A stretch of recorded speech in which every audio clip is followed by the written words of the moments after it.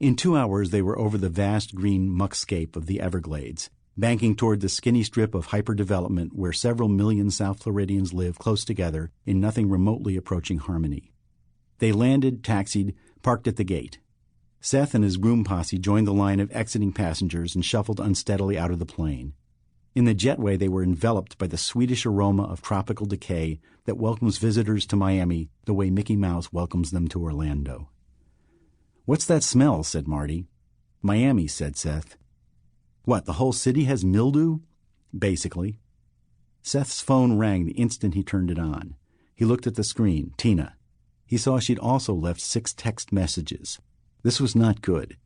There had been a time when many of Tina's messages were playful, flirtatious, romantic, even sexual. But in the past few months, the vast majority concerned the ongoing and infinitely complex crisis that was the seating chart for the reception. "Hello," he said. "Are you in Miami?" said Tina.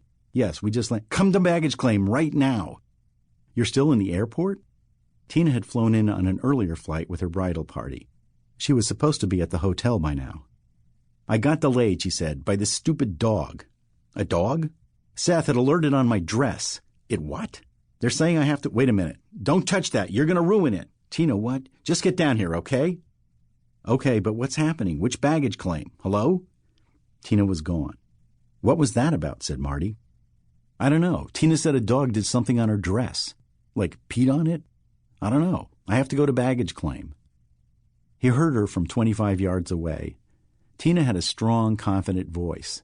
It was the reason Seth had met her in the first place, on the grounds of the Washington Monument. He'd heard this woman's voice talking through a bullhorn, and he'd wondered if the owner of the voice was hot, and it turned out she was. She was leading a protest either for or against something. Seth could not remember which. He'd stuck around and managed to meet her afterward. She had believed then, and still did believe, that he was there for the protest. He had never told her that he was merely passing through on his way home from playing ultimate frisbee. Tina was a fast-rising, plugged-in lawyer in a D.C. firm that specialized in social causes and getting on television. She cared passionately about disadvantaged people, all of them. She was intelligent and beautiful and had a killer body. Men wanted and pursued her. It was a source of widespread bafflement that Seth had managed to win her hand. Seth himself did not understand it. He knew he was fairly good-looking. He had been told that by enough women. But Tina had plenty other attractive men after her, and many of them possessed desirable qualities that he did not. Employability, for example. Upon graduating from college, Seth had discovered that he was fundamentally unequipped to do anything that anybody was willing to pay serious money for.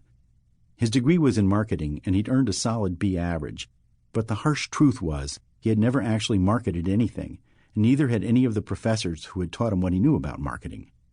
After college, he'd gone to Washington, telling himself that there were many good reasons for him to look for work there, aside from the obvious and pathetic truth, which was that he could live with his parents. This led to 2 years of unemployment and humiliating underemployment, including a stint handing out flyers at a mall for a 20% discount at a teeth-whitening booth. It was during this stint that he found himself handing a flyer to Jennifer Claremont, whom he had dated for 2 years in high school. She went on to graduate summa cum laude from the University of Michigan and was midway through Stanford Medical School. By the time Seth had realized who she was, she had the flyer in hand. He quickly assured her that her teeth did not need whitening and in fact looked great. This was followed by a hideously awkward, pause-filled conversation during which they avoided any discussion of what Seth was doing and agreed, at least 4 times, that it was really great to see each other. When they finally managed to break apart, they walked briskly in opposite directions, neither looking back. Seth proceeded directly to a trash can, into which he dumped all of his flyers. He then drove straight home from the mall, went to his room and played Grand Theft Auto 3, where lunatics prosper, for 7 straight hours.